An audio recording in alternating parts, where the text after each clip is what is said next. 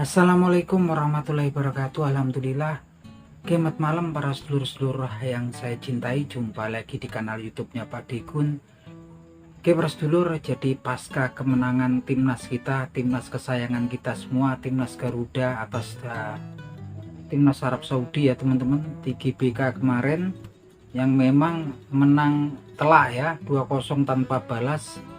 Ternyata teman-teman, dari sekian banyak pecandu sepak bola di negeri kita, dari sekian banyak pecinta sepak bola di negeri kita yang kemudian bergembira ria, yang bahagia, masih saja ada kemudian orang-orang tertentu yang nggak puas dengan tampilan timnas kita sekalipun timnas kita menang.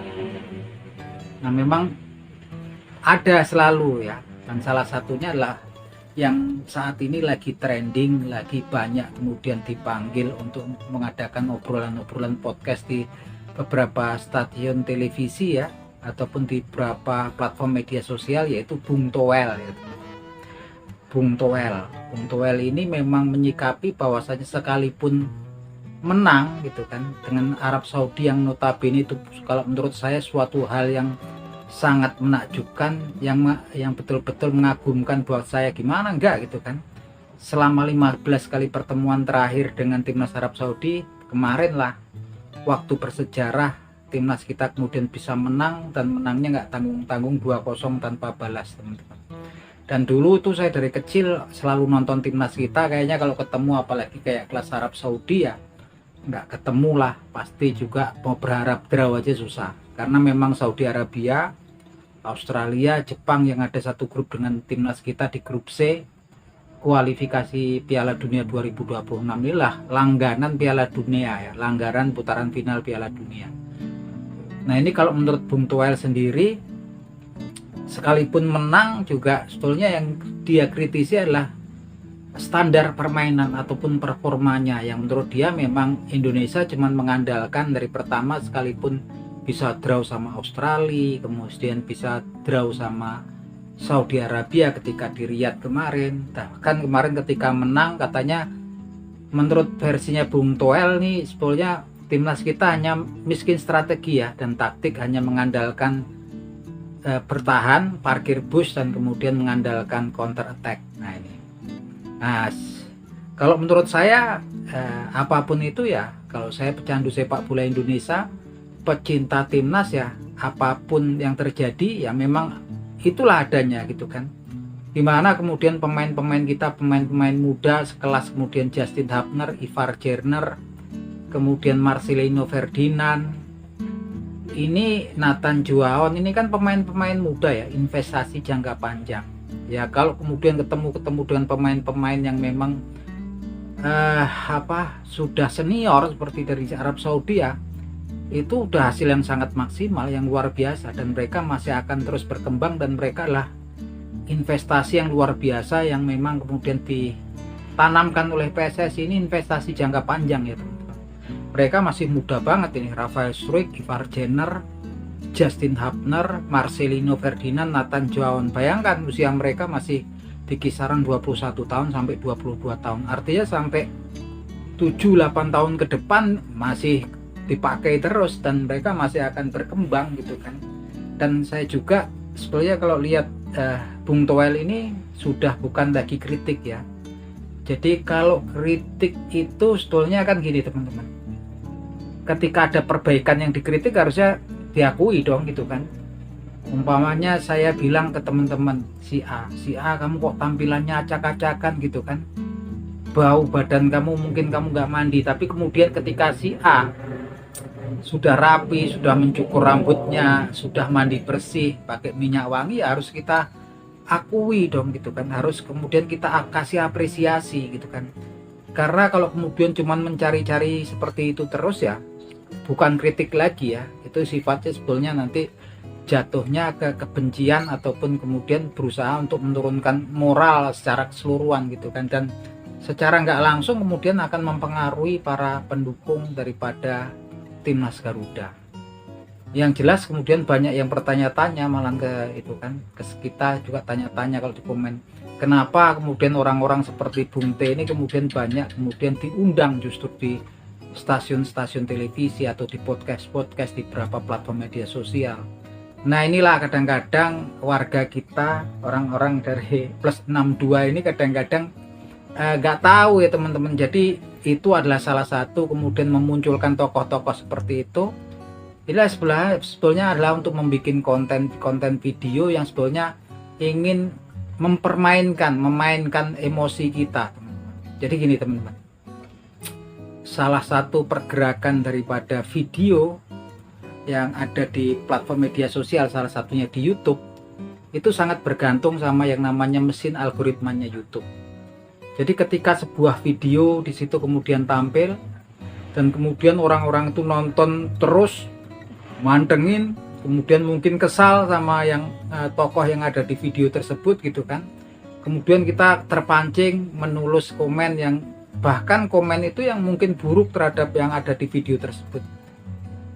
Algoritmanya daripada media sosial tersebut seperti YouTube itu menganggap bahwasanya kemudian semakin banyak komennya, semakin banyak yang menonton, semakin lama menontonnya, retensinya bagus, semakin dianggap video tersebut kemudian menarik, dan akhirnya mesin algoritma YouTube akan kemudian menganggap itu sesuatu yang menarik. Akhirnya dia mendapatkan rekomendasi, akan selalu disodorkan ke orang-orang yang kemudian memang memiliki intent yang sama dengan konten yang ada di dalam video itu tersebut. Jadi kalau saya lihat kan banyak yang haternya Bung Toel nih yang memang kesal mungkin lah, itu kayak saya mungkin kesal ya. Akhirnya kalau ada muncul di beranda kita Bung Toel lagi ngobrol-ngobrol itu, justru kita nonton gitu kan, nonton mantengin. Kalau manteng tuh umpamanya videonya 5 menit kita nontonnya full gitu kan, karena kita mungkin nggak suka nih sama tokoh yang ada, tokoh antagonis gitu. Justru video ketika retensinya bagus selalu akan mendapatkan rekomendasi dari YouTube, selalu nanti disodorin ke penonton-penonton baru, selalu dicarikan penonton-penonton yang baru. Jadi jangan salah gitu kan. Justru kemudian kita tulis komen-komen yang negatif tentang beliau, algoritma YouTube nggak ngerti gitu kan. Ngertinya itu ketika semakin banyak komennya semakin nanti mendapatkan rekomendasi dari YouTube. Jadi itu yang diambil ya. Makanya nggak heran kalau kemudian tokoh-tokoh seperti itu justru semakin hari ya semakin laris saja diundang di berbagai platform media sosial ataupun stasiun televisi. Terlepas dari itu, kalau saya pikir nggak penting kemudian kita merespon seorang Bung Toel, karena memang kesininya udah bukan kritik lagi ya teman-teman. Harusnya ketika ada perbaikan kita acung topi lah, kita akui gitu kan. Atau bahkan kalau tahu diri, kata dia kemarin STY tahu diri kan harusnya udah out. Kalau tahu diri ya minta maaf lah, kita apresiasi. Udah begitu luar biasanya para punggawa timnas itu berjuang habis-habisan untuk merah putih gitu kan. Teman-teman mungkin bisa lihat seorang Martin Pas yang berjuang habis-habisan ketika Saudi Arabia mencecar kita ya, karena memang sekalipun kemarin kita menang sama Saudi Arabia, ball possessionnya itu hampir 77% kemarin Saudi Arabia gitu kan. Kita cuman sekitar 23% gitu kan. Dan kemudian memang barisan bertahan tuh bekerja mati-matian gitu kan, habis-habisan untuk kemudian bertahan ya, sekaligus bertahan juga melakukan serangan balik gitu kan. Nah lihatlah teman-teman, seorang Calvin Verdong sampai terpincang-pincang, dia masih berusaha terus main sampai 2 kali 45 menit. Bahkan saya lihat terakhir itu dia sepertinya dari pinggir lapangan mungkin dikasih tawaran untuk kemudian diganti, tapi dia kan ngasih kode pakai tangan, dia nggak mau diganti gitu kan. Bahkan jalannya aja sampai pincang-pincang gitu kan. Lihat seorang Justin Hubner, walaupun dia sampai kena kartu merah, dia sempat mau menangis ya ketika keluar dari lapangan terkena kartu merah. Gimana kemudian seorang Ratnar Oratmangun, Nathan Joaon, Ivar Jenner begitu emosionalnya gitu kan ketika lihat drama-drama pemain Arab Saudi kemudian sampai kena kartu kuning semua gitu kan. Yang kalau menurut saya juga nggak begitu penting karena kita udah unggul 2-0 kemarin ya. Yang akibatnya itu salah satunya adalah kemudian Ivar Jenner, si Ratnar Oratmangun terkena akumulasi kartu kuning. Artinya nanti ketika kita tandang di bulan Maret 2025 ke Melbourne, Australia, kita ya si Ratnar Oratmangun nggak bisa memperkuat timnas kita ya. Begitupun juga Justin Hubner yang terkena kartu merah, dia pernah saat larangan bermain 1 kali. Nah yang jelas kemudian kita lihat di menit-menit akhir tuh sampai kemudian Marcelino Ferdinand juga terkena kram, si Tom Haye itu sampai lelah banget ya, terkena kram. Terus kemudian Sandy Walsh masih terus aja berjuang gitu habis-habisan, harusnya diapresiasi dong. Malu kita Bung Toel ya, malu kita kemudian sama anak-anak bangsa yang malah mereka itu nggak lahir di Indonesia gitu kan, mereka juga nggak begitu ngerti tentang negara kita, mereka lahir jauh ya di Eropa Barat, di Nederland, di Belanda gitu kan, tapi mereka semangat juangnya kemudian untuk mengharumkan nama bangsa dan negara ini luar biasa, harusnya kita apresiasi ya gitu. Kita lihat, saya itu terharu ya lihat seorang Sandy Walsh, kemudian Martin Paz yang kemudian dengan segala daya upaya berusaha kemudian untuk belajar bahasa Indonesia. Harusnya kita apresiasi itu ya teman-teman, dimana kemudian para pemain itu berjuang habis-habisan gitu kan, bukannya kemudian malah dicecar gitu kan. Selalu kalau kita lihat dari sudut pandangnya udah memang cari kesalahan, seorang Tom Haye, Sandy Walsh, Tom Haye kelelahan, dicecar itu pemainnya kurang fisiknya gitu kan, dicecar. Nanti itu si Sandy Walsh kena kram, Marcelino kena kram. Dimana latihannya selalu kalau di sudut pandangnya yang memang cari celah untuk diserang ya pasti terus gitu kan. Itu namanya sudah bukan kritik lagi ya teman-teman. Bedakan antara kritik dan kemudian kebencian gitu kan, atau bukan kesininya kan seperti black campaign gitu kan. Nah itu memang kemudian memang kita jangan kemudian terpengaruh dengan pendapat-pendapat yang pengamat seperti itu. Ya sah-sah saja gitu kan kalau kemudian Bung Toel sebagai pengamat sepak bola memberikan kritikan-kritikan keras terhadap tampilan timnas kita gitu kan, terhadap PSSI. Tapi sah-sah juga kan kita sebagai pencinta timnas Indonesia, sebagai pecinta PSSI, saya juga sebagai orang yang ngefans, kagum sama Bapak Erick Thohir pemimpinannya, kemudian untuk melakukan pembelaan. Dan memang sepertinya terstruktur lah teman-teman yang seperti itu, terus menerus gitu kan. Kalau menurut saya justru saat ini yang fase-fase yang luar biasa, karena memang kemudian dibilang juga pembinaan ya, seperti Ivar Jenner, Justin Hubner, Rafael Struijk, Nathan Joaon, Marcelino Persina, ini 5 pemain ini. Usianya bayangkan masih antara 20 sampai 21 tahun. Artinya memang sampai 10 tahun ke depan ini masih kepake sama timnas gitu kan.